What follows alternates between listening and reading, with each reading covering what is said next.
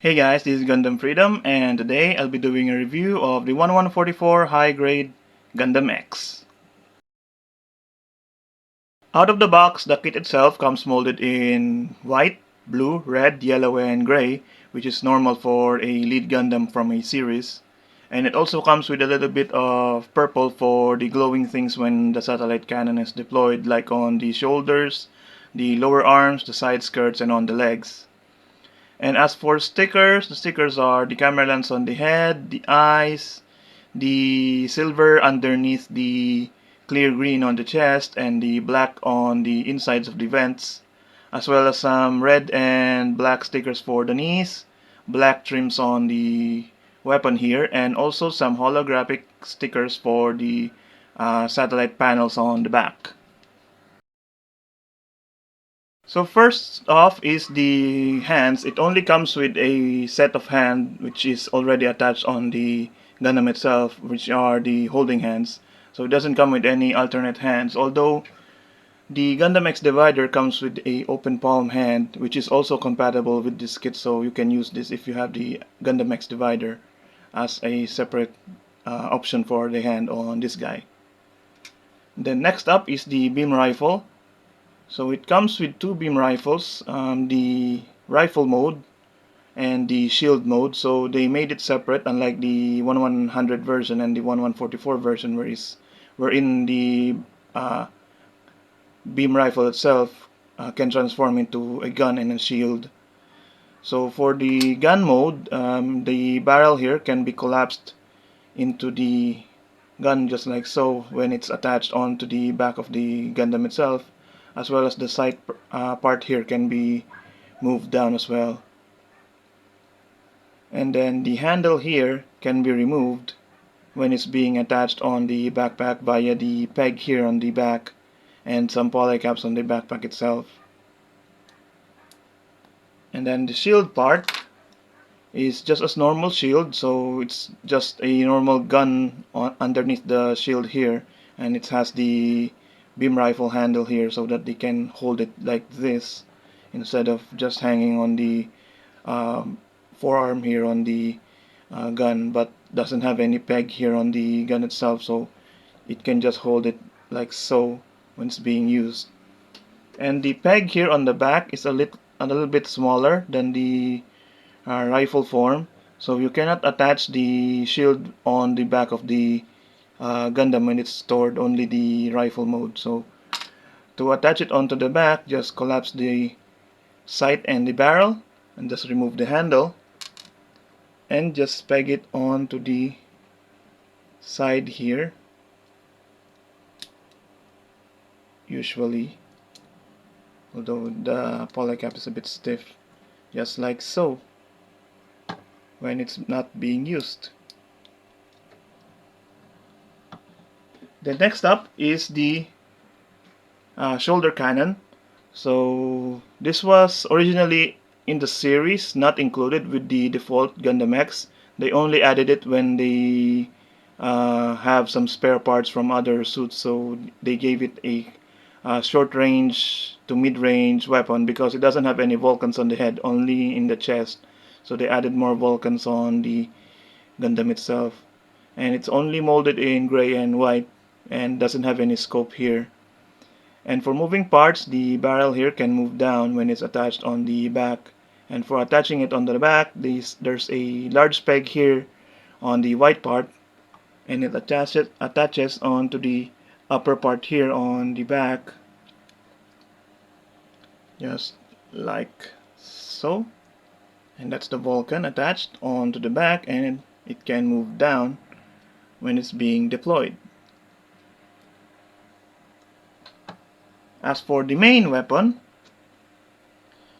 here it is. It's the satellite cannon itself. So the whole cannon is attached onto the uh, panels here on a gray attachment here on the back, and this peg here attaches onto the backpack itself, which moves up and down or rotates all the way around, as well as the cannon here.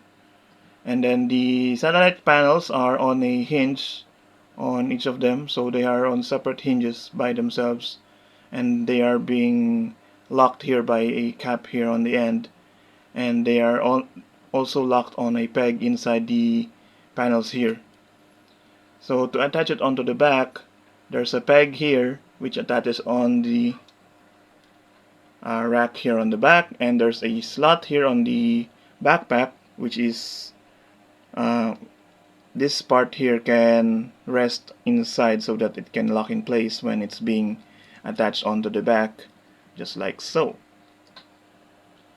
And then to deploy the satellite cannon, first off, there's two modes for the satellite cannon, which is the hovering mode and the satellite cannon deployed mode. So for hovering mode, you can just deploy the cannon just like so, and then rotate the whole backpack just like this, and then realign the panels just like so, and then open them up a little bit so that the panels are revealing the holographic stickers. And that is the hover mode when it's flying around in its own, because it doesn't have any other thrusters on the body. Only the panels here emits some thrust for the Gundam itself so that it can fly. So for the cannon deployed mode, you can just align the backpack just like so, and then rotate it outwards, and then rotate it again just like so. There's a lot of rotation for this kit so that it can be deployed, although some parts are clashing with each other. Let me just remove the back here, and it's easier to do it with the backpack removed from the back.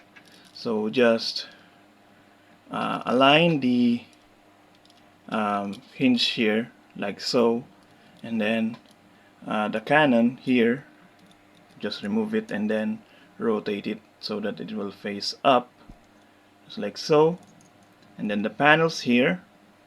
So that's the panel when it's in cannon mode. Let me just reattach the cannon here, and then so that the panels are facing the front, you can unpeg them. They're just on a peg here, and flip them up or forward to reveal the holographic stickers, although mine are starting to peel off because this is an old kit.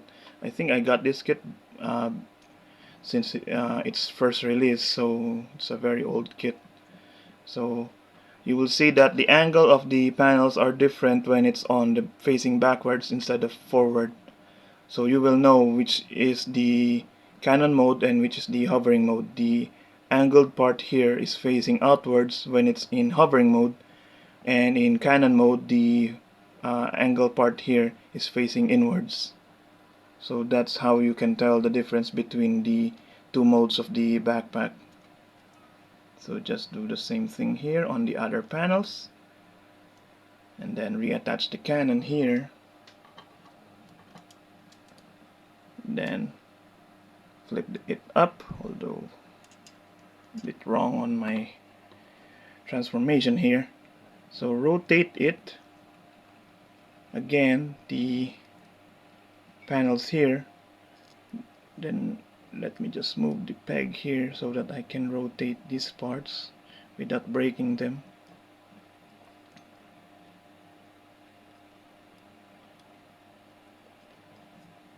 Like so.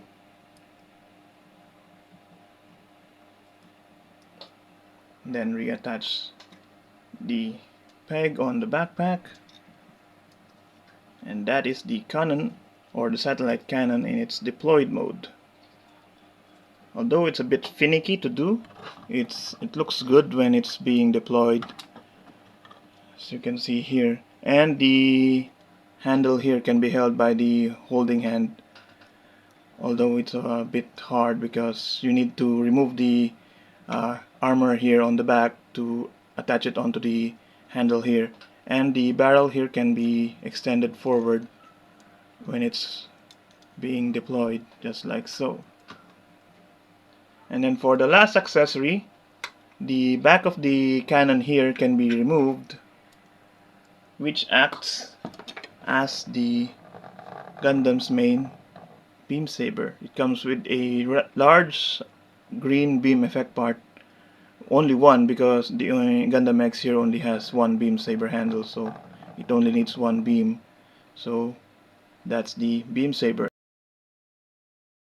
First off is the head. It's on a double jointed neck here from the body, so it can go up about that far, then go down that far, side to side about that far, and rotate all the way around if you angle the head upwards so that it can go past the collar pieces here. For the arms, they're on a polycap hinge on the body, which moves out about that far, and then the ball joint itself can move forward and back that far, and also up and down, and also rotate all the way around. And then the arm itself can go out about that far together with the ball joint here. And then there's a separate bicep swivel, and then there's a single jointed elbow which bends about that far. And then the wrist is on a ball joint which can rotate and wiggle around.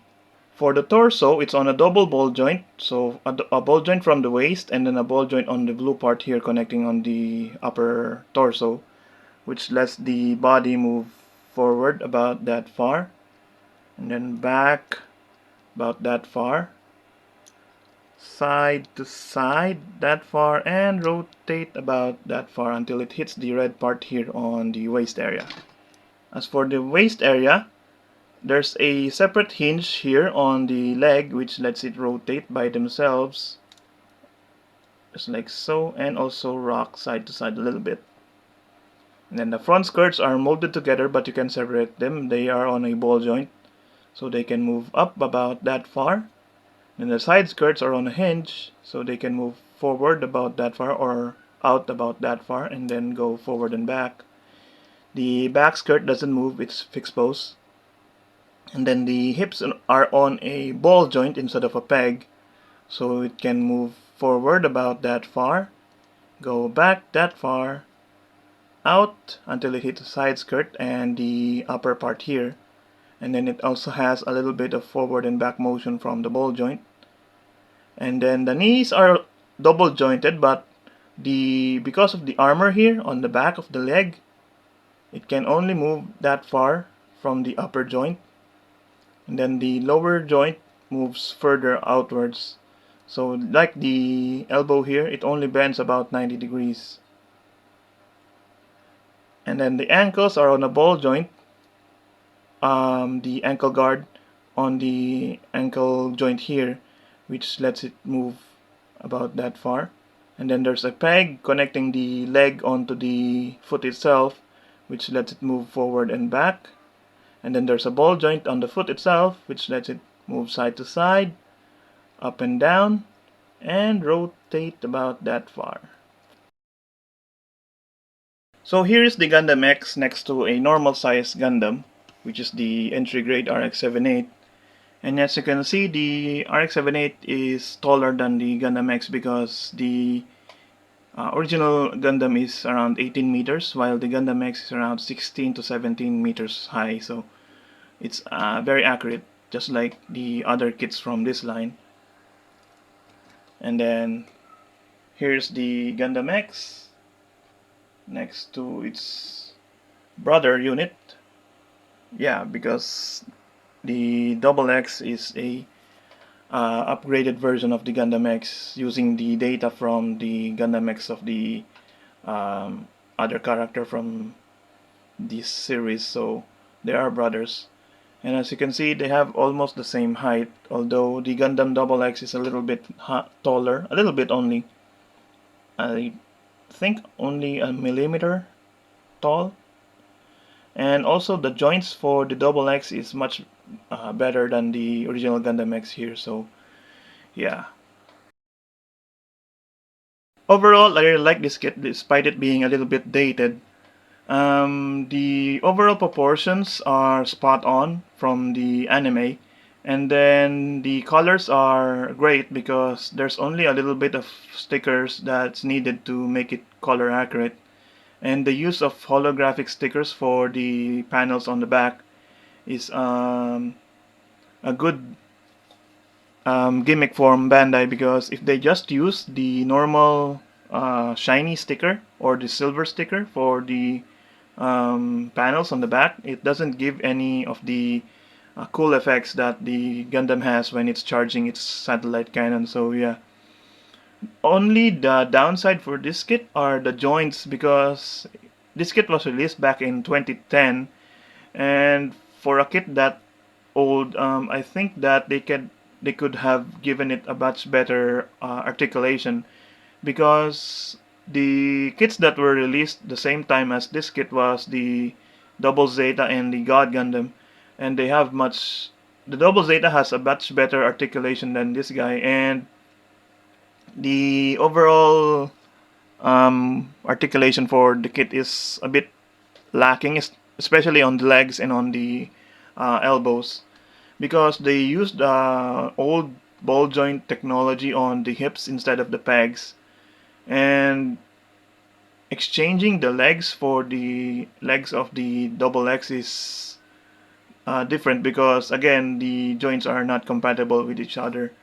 So if you want to give the Gundam X here a much better articulation, you have to modify a lot of the legs here and the elbows itself. So yeah, but I think with just its looks, the Gundam X here is a good kit. So that's it for this review. I hope you guys enjoy it, and I'll see you guys again next time. Bye!